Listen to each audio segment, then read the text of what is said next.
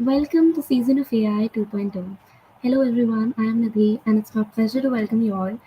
Today we have the distinct honor of hosting Nanddeep Nachan. He'll be sharing his valuable insight on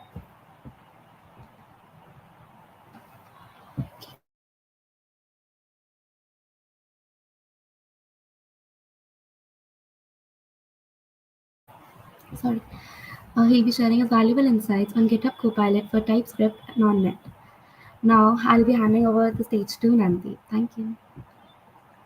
All right. So, hello everyone. Thank you very much for joining us today. And I'm here to talk about how we can use GitHub Copilot in general, but specifically for TypeScript. Okay. So, right now, everyone is using Copilot. Everyone is using Azure AI, Azure OpenAI, generative AI, those kind of thing.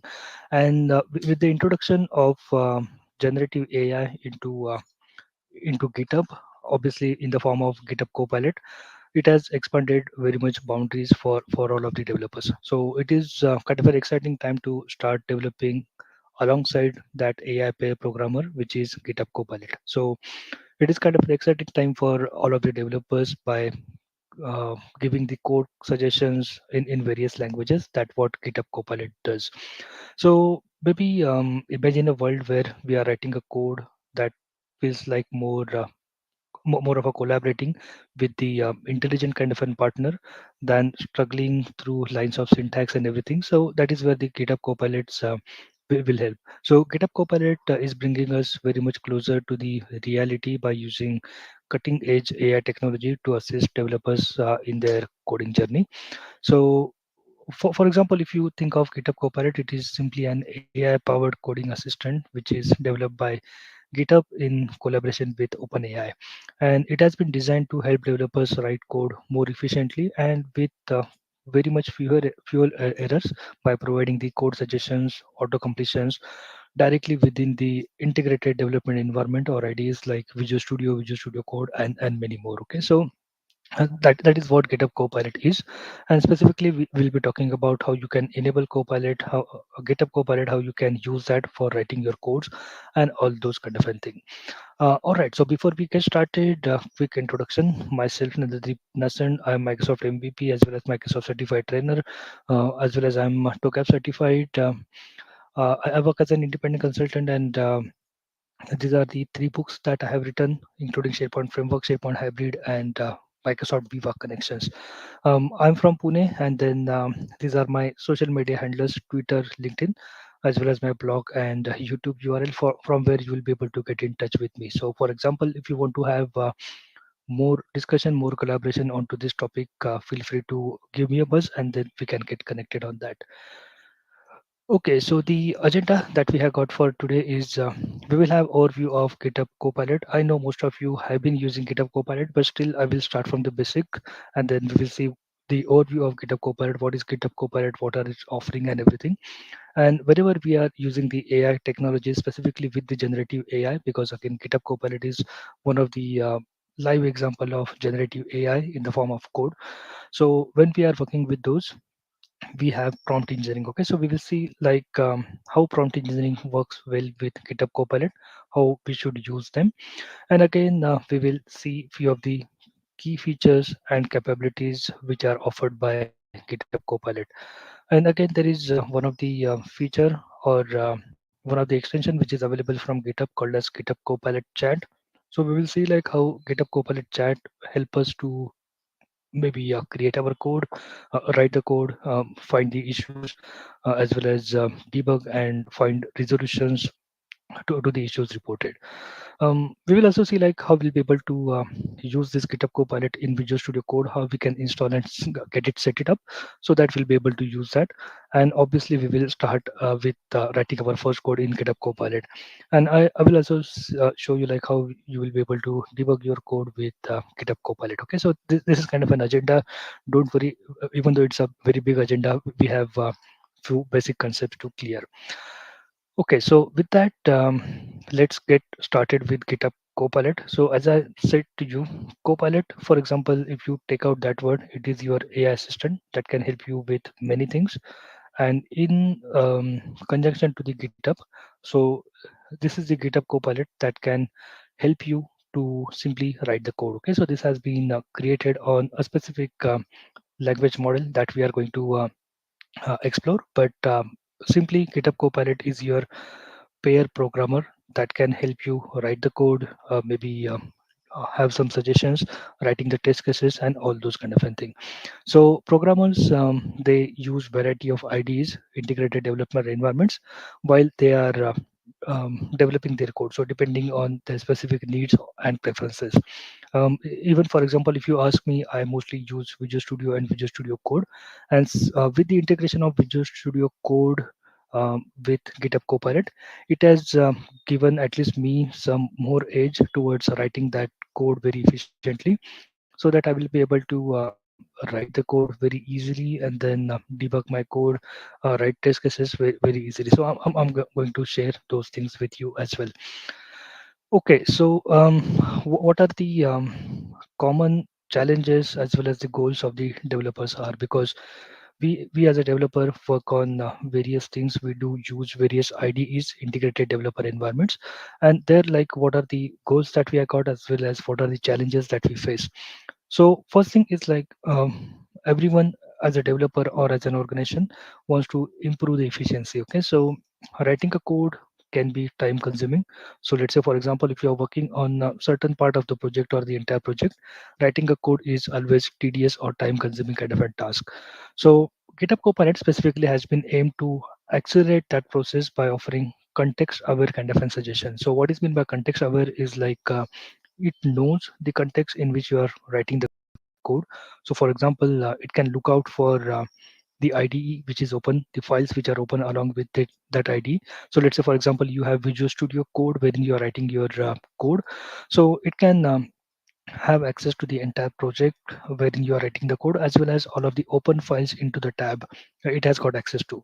At the same time, even for example, if you have it configured, it also has got access to the public repositories. So that means whenever we are writing a common type of an code, because most of the time what happens is like we do write our code, then we create the utility methods out of it, we extract those as a utility methods, and then we start building on top of that. So at least GitHub Copilot knows everything. There's an algorithm behind that which I will try to explain. So it does everything, and then again it will help you to have the context aware kind of a suggestion. So it knows that, for example, if I'm writing a PowerShell code, it can give me the suggestion from various public repositories as well as the current repository wherein I'm writing those code. Okay, so, and for example, if I'm writing a TypeScript code, it can give me the suggestions which are related to the TypeScript code. So, what are the advantage of that? So, the biggest advantage is that it can reduce the need for developers to write the repetitive or maybe boilerplate kind of an code manually. Okay, so obviously there will be boilerplate code that is needed, but we don't need to do that manually. Using this GitHub Copilot, we can just make a comment and then let GitHub Copilot write the code for us. Even I'm going to demonstrate that you. I'm just keeping that excitement for a while, but I will show you like how those things happen as well. Oh, sorry, I think I clicked. Oh, okay. So the first thing is about that improving the developer efficiency. Second kind of a goal that every developer has got is to simplifying the complex code. Okay, because the modern software projects they often involve complex kind of a code bases, and even the developer almost spends significant amount of time navigating through various files and understanding the dependencies or relationship between various components which are involved into that code. And then again, Copilot's motivation includes the simplification of the code by considering the broader kind of an context of the code, and again it can encompass the multiple files and tabs in the integrated development environment or those IDs.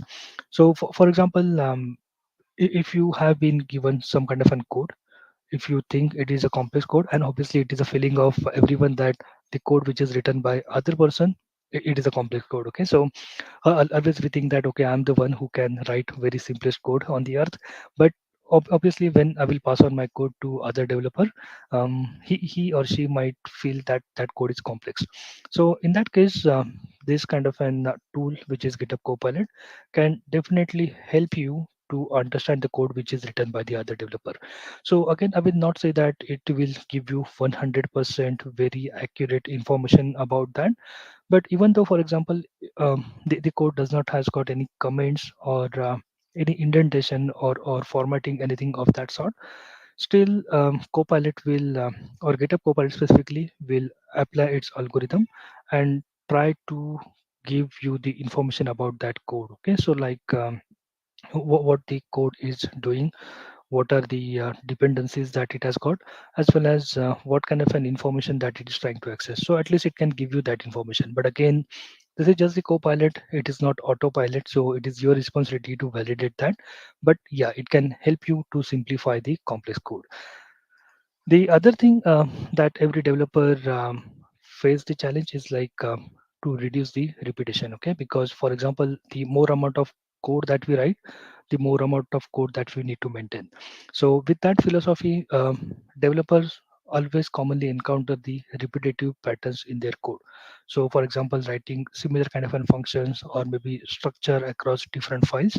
So GitHub Copilot is specifically designed to recognize this kind of a pattern and then generate the appropriate code snippet.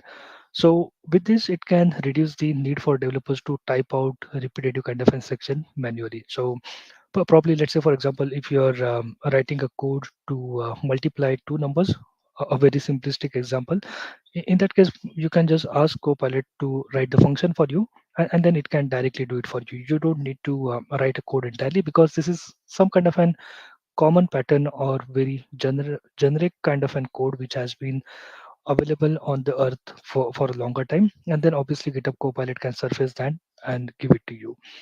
The other kind of an goal or the challenge that we have always is to learn from the existing code. Okay, so we have got vast amount of code, and then maybe into the public repositories or private repositories, and then by training on those diverse code bases, Copilot mostly tries to learn from the real world examples and provide the suggestions which can align with common coding practices. Okay, so maybe it can include common practices, styles, and patterns.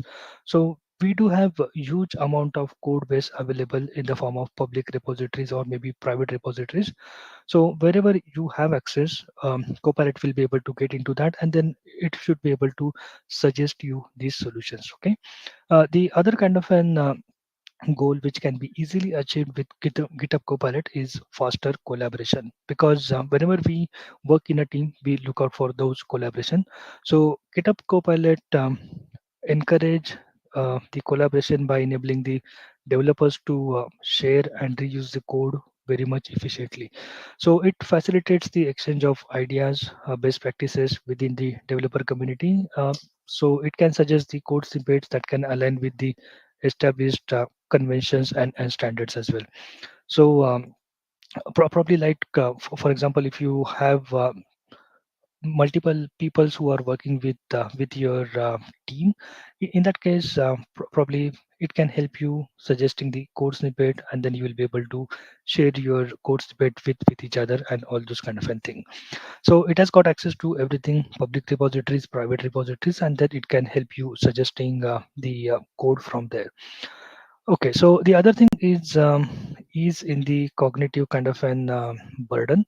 So mostly like um, writing the code requires a deep understanding of a specific syntax or logic, or maybe even mostly like what we uh, what we type into the code and everything is something that we need to take into consideration. So writing the code requires very much deep understanding of syntax, logic, or even the project specific details. So Copilot seeks to elevate some of those cognitive load onto the developers, and it can offer the intelligent kind of suggestions which allow them to focus on high level design decisions or even maybe the problem solving. Okay, and then lastly, like it can establish the feedback kind of a mechanism. So GitHub Copilot is pretty much motivated by the iterative kind of an feedback loop. So as a developer, when we use this tool, their interactions contribute to the learning process. which will help the system continually improve its suggestions and then adapt to the evolving kind of an coding practices. Okay. All right. So before we start with the GitHub Copilot, I just want to show you like how the GitHub looks like. Okay, so GitHub is a place wherein you will be able to maintain your code, write your code, and then you will be able to create your repositories and everything there. Okay, so just give me one moment. I should have logged into my GitHub account already, but unfortunately I do not. So just give me one moment for that. Excuse me for that, and then I will get myself logged into to this GitHub Copilot. All right. Okay, I will have to get authenticated for this. So I was talking like GitHub Copilot is or GitHub is specifically your place wherein you will be able to write your code, maintain your code into the repositories and everything. So let's say, okay, I think I am here. So let me just show you how the GitHub Copilot or the GitHub looks like. So this is how the GitHub looks like, wherein you will be able to write the code, have your projects and everything. So it is a place where projects get started and where the developers collaborate and where the open source community builds and maintains the world's code. Okay, so GitHub is pretty much widely used platform for hosting and collaborating on software development projects, and it simply serves as a central hub where developers can store their code repositories, they can track the changes, they can work together with the collaborators, as well as GitHub utilizes the Git version control system, which allows developers to manage different versions of their code base very efficiently. And on GitHub, developers can create repositories to store their code. They can as well manage the issues. They can do the bug tracking, perform the code reviews, and even collaborate with others through the features like pull request or even branching. So it provides a simplistic kind of an web-based interface along with desktop and command line kind of an tools, which makes pretty much easy or accessible to the developers across various platform and skill levels. Okay, so GitHub has become an essential tool for both open source and private projects that obviously facilitate the collaboration among the developers worldwide. So it offers a range of features to streamline the software development process from version control to project management, making it a cornerstone of modern software development workflows. Okay, so this is how GitHub Copilot is, and then probably let me just show you how the GitHub Copilot or GitHub looks like. So this is how the GitHub looks like, and then, for example, if you do not have account on GitHub, you will have to get that created, and once you have the account you should be able to use everything. So for example, from here I can go to my profile and then I can see all of the badges that I got as well as all of the repositories that I'm working on. And again, for example, from here I can go to the repositories and I should be able to see repositories where my code is. But the main thing that we will be talking about today is this Copilot. Okay, so this is the Copilot where we will be focusing. And for example, if you do not see this Copilot option, again, you can use the free trial version of this Copilot. But obviously, you will need the license account to get started using this Copilot. Okay, so now that let's talk about GitHub Copilot, specifically a GitHub Copilot, which is your paid programmer. Okay, so GitHub Copilot, which is AI-powered kind of an code completion tool, which is developed by GitHub in collaboration with OpenAI. So it is designed to assist developers in writing code more efficiently by providing contextually relevant suggestions and completing the repetitive kind of a task. So you can or maybe in the background it is using the machine learning models which are trained on vast amount of code from open source repositories. So GitHub Copilot can understand the context of the code being written and it can generate the accurate suggestions for completing it. So these suggestions can range from the entire lines of code to function signatures, variable names, and many more things. So specifically like GitHub Copilot integrates seamlessly with various popular code editors like Visual Studio Code, Visual Studio, and many more, for example, that you are using. So simply it enables developers to access its suggestion directly within their coding environment. Okay, so as a developer, when we interact with Copilot, we are kind of providing feedback and corrections, and that tool, the Copilot tool, then or the GitHub Copilot tool then can learn and improve over the time. So it is becoming increasingly adept at providing the helpful and accurate kind of suggestions. Okay, so overall, GitHub Copilot aims to streamline the coding process. Thereby, it can reduce the need for repetitive kind of typing, and again, specifically, it can boost the developer productivity by giving the power of AI to assist with the code creation. So, for example, if you have a look at this slide, obviously it is a AI powered code completion. It has got natural language interface. So to use GitHub Copilot, we don't need to um, learn any syntax. We can simply use the natural language, simple plain English language that we use with with our friends, or maybe other chat interfaces to learn. Okay, so GitHub Copilot doesn't need any learning journey or learning curve. And again, it does support multiple programming languages. So whether you are writing a code in C Sharp or PowerShell or Ruby, Python, all those kind of a thing, it does have got support for that. Again, as I mentioned, like it learns from that continuous improvement and everything. So let's say for that, probably I can show you a demo, but probably I will keep it a bit later. So there we get the chance to GitHub Copilot to accept the suggestion, or maybe redo the suggestion, or even we can enhance that suggestion. So that is where it is always onto the continuous learning path.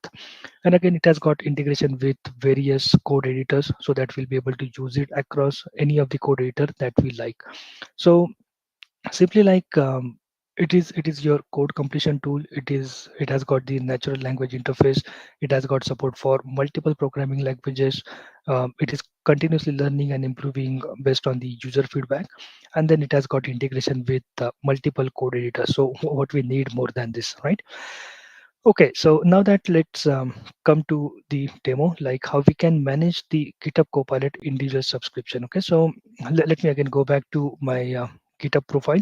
So once you go to the GitHub profile, you can just click onto the your Copilot, and then you should be able to get to your GitHub Copilot. Okay, so for example, if you have not yet enabled the free trial, here somewhere you should be able to see an option of starting a free trial. So you can do that. And again, for example, if you want to modify your Copilot individual subscription, so again, you can do that by going to your profile and then probably clicking onto the settings.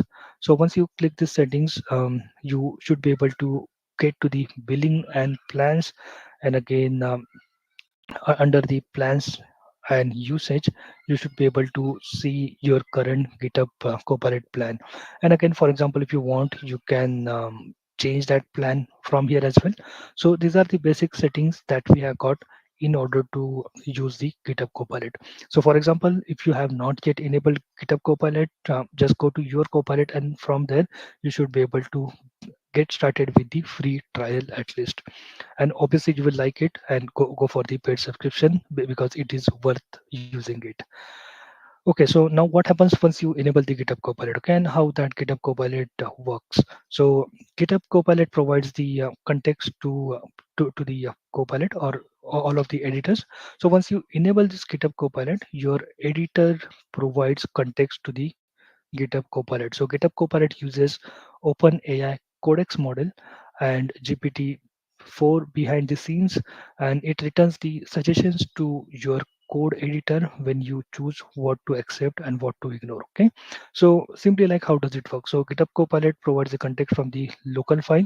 It is not attached to any of the repository, and the file being edited could be hosted on a GitHub or into any of the repository, but it's not the requirement. Okay, so GitHub Copilot shares data in a short-lived way. So it has got shared just long enough for GitHub Copilot to provide the suggestion. So it does not take the code and put it back to the data model for any suggestions. So this is how it works. So GitHub Copilot normally uses the transformative kind of a model. So think of this something like a Google Translate. So you put some words in English, translate that into the other language, and Google Translate hasn't seen that exact sentence before necessarily, but it translates that into the new language. So Google Translate understand the semantics, the definition of the word, um, the language patterns, and whether there is a subject or direct kind of an object associated with that. And based on that input, it suggests the appropriate results. Okay, so you can think about GitHub Copilot as same kind of an translation tool. So how does it works is like we do have this OpenAI Codex model, and GitHub Copilot is built on top of that. So whenever we use our IDs, developer IDs, for example, Visual Studio, Visual Studio Code, JetBrains, or maybe NeoVim, so we install that as an add-in into our developer IDE, and then again it has got the context of everything, all of the open files that we work with and everything, and then it keeps track of all of the activity that we do there and all of the files which are open as well as all of the repository that is it has got access to. And then from there it um, analyzes that code by passing on to the OpenAI Codex model, and then it start giving the suggestion.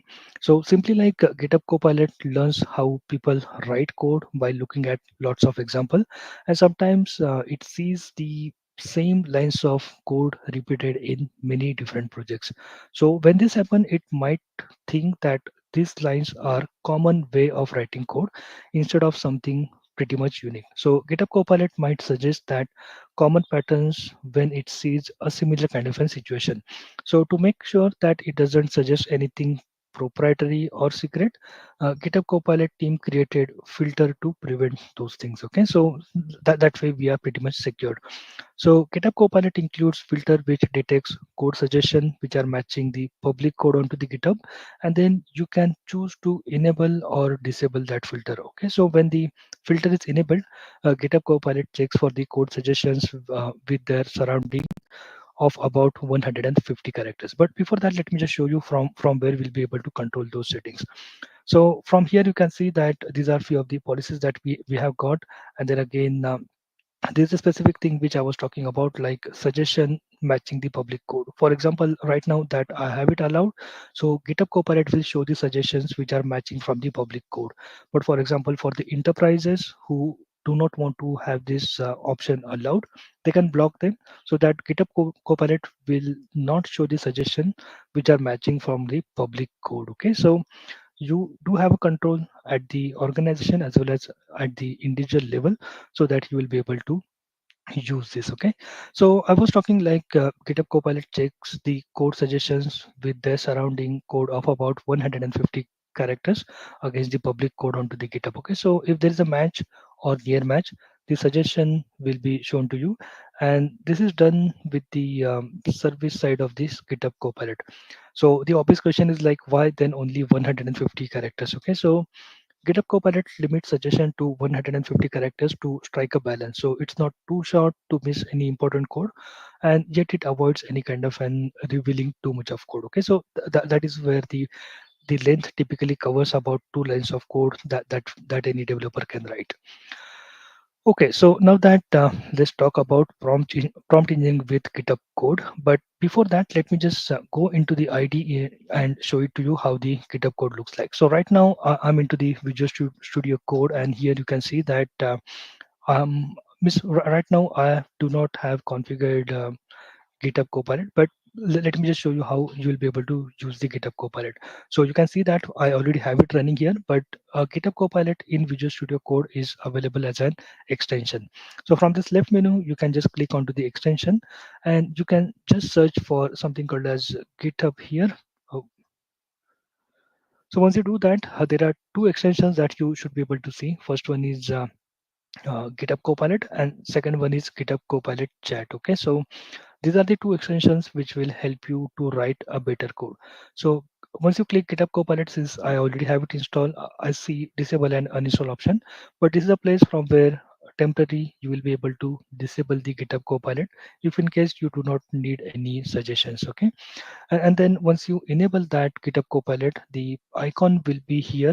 So for all of the files which are supported by GitHub Copilot, you should be able to see that icon. And once you click this icon, you should be able to see the status. So right now status is ready. That means my GitHub is pretty much ready to give me the suggestions or write the code.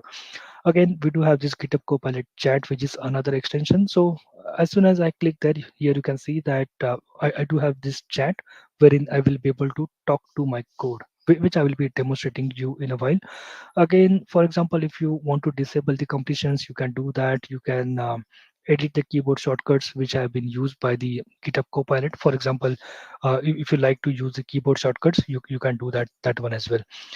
And then there are a few other settings like diagnostics, logs checking, and all those kind of things. So this is how the GitHub Copilot is placed into the IDEs, specifically inside of the Visual Studio Code. Okay, so again, programmers they use various IDs depending on their specific needs and preferences, but you can feel free to use it in many applications. Okay, so now that let's understand the user prompt process flow, how it works into the GitHub Copilot. Okay, so here's the breakdown of GitHub Copilot, how it turns your prompt into smart, usable kind of a code. Okay, so first thing what happens is like there is a secure prompt transmission and context gathering. So the process starts when you send your message to GitHub Copilot using secure connection called HTTPS. So this keeps your message safe and private, and Copilot gets your message, which could be a chat or comment that you write in your code. So as I explained, we can use this GitHub Copilot in two ways. Either we can directly write that code here into our code file, or even we can passing on some comments to the GitHub Copilot chat, and then even from there we can start the start conversation with GitHub Copilot. So what GitHub Copilot does is it look at the code before and after where we are writing, so that it can understand the context where we are trying to write the code. It checks the type of file that we are editing, like a Python file or a JavaScript or a TypeScript file. Then it helps to give the suggestions that make sense for that type of file. It also checks other tabs that you have got open, so the suggestions fit well with rest of your project. Okay, because the code should be consistent across various projects. Second thing, what happens here is once we do that context gathering for the prompt, the content filtering happens. So before Copilot start understanding what you want and try suggesting the code, it checks for something to keep you safe. Okay, so it makes sure not to include any personal information like names, address, or ID numbers in the suggestion. So this keeps your private details pretty much safe. Okay, and it also uses special tools to stop any hate speech, offensive language, or any kind of an inappropriate content from appearing there. The third thing, what it does is it does the content context analysis, not content analysis. So after checking the content, Copilot looks at all of the information it has gathered, like the code that you are working on, the type of file that you are working on. So this help Copilot to understand what you are asking for, and then what are you trying to do inside of your code. And then obviously it goes for the code generation. So after understanding what you want to do, Copilot does few things like it gives you the suggestion for the code that fits the way you like to write the code, and then it suggests the code names for functions and variables. It also creates the whole piece of code that are correct and fit well where you're writing them, and it makes sure that the code matches the language, framework, and the rules of your project.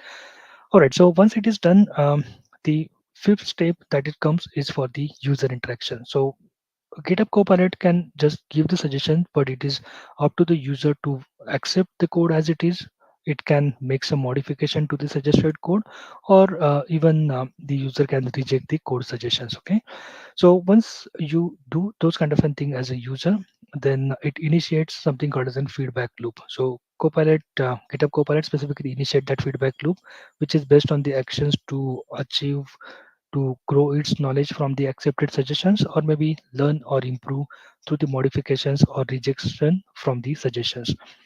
And then on the seventh step is goes for the prompt history retention. So throughout the coding session, Copilot retains the history of prompt, context details, and interaction. So this history serve as the contextual reference, which allows Copilot to provide consistent and coherent kind of an suggestions. And then in the last step, it is for the history retention. So this is the process, kind of a repeated process that provide more prompts with Copilot continuously handling the user request and understanding their intent and generating the code in the response. Okay, so this is how it works. So now that maybe instead of going through bit details, let us see, keep it light, and then we will see how we'll be able to write the code. So what I will do is I will just do control N so that I will be able to create a new file, or maybe you can just do file, new file, and then again here you should be able to write your code. So here you can see that it is asking me to write something. So either I can use control I to start asking Copilot to do something. Okay, so probably let's say I will say write me a TypeScript class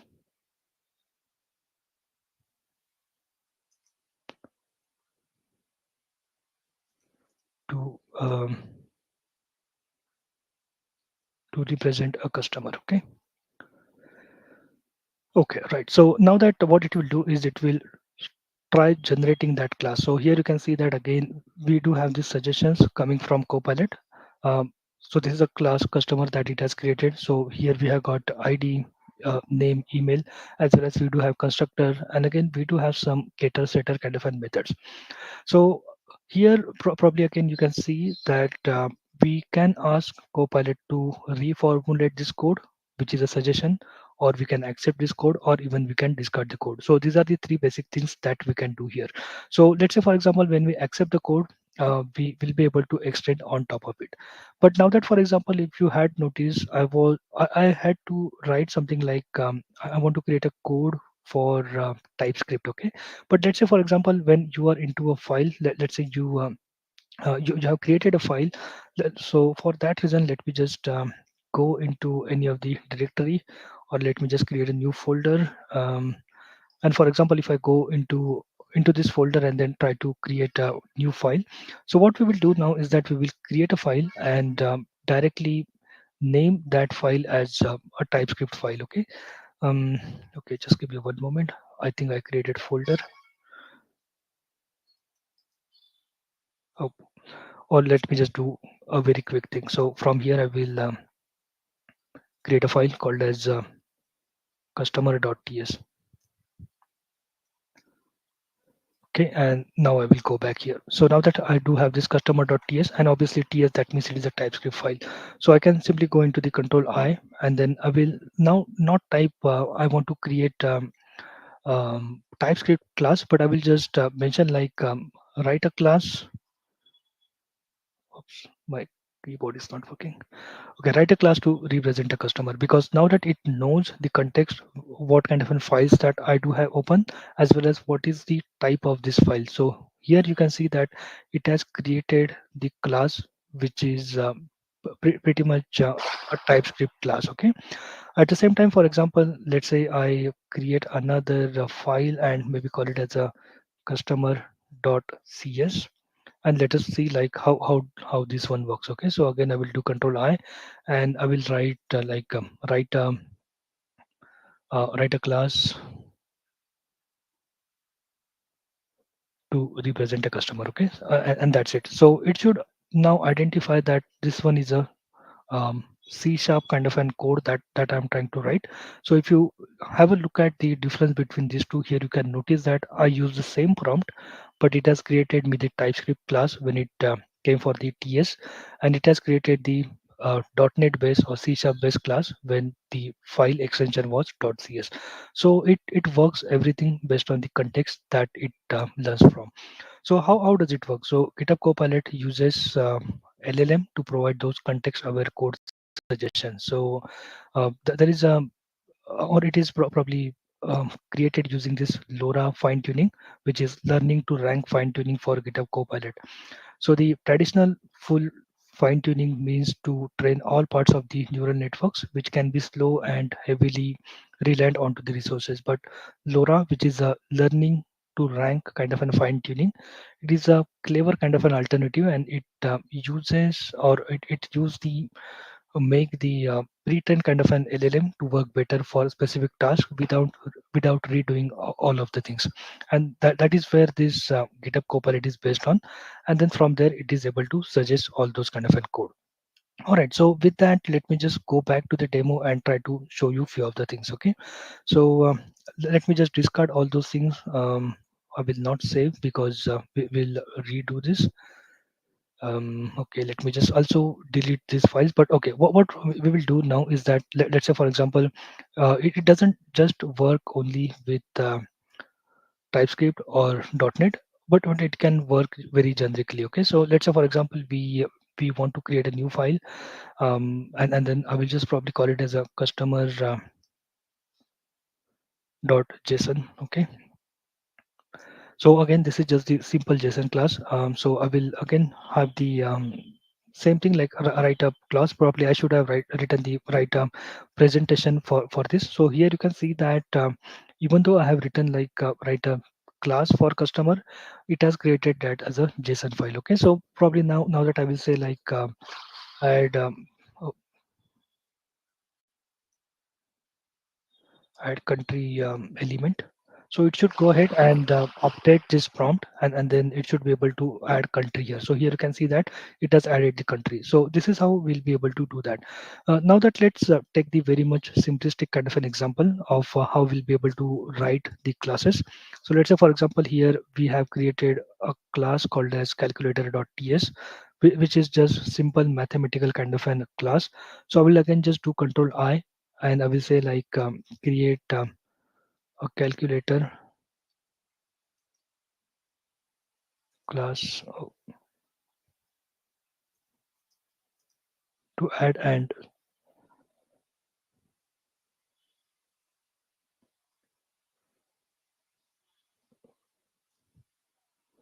add and subtract numbers. Okay, so this is the very basic calculator class that we have got, and here you can see that it was able to do everything. Okay, so now that, for example, if I want to have a discussion with this, so what I can do is I can just simply go to the go to the copilot, and I can just mention like probably I will just close all the other files so that it will just have context of this open file.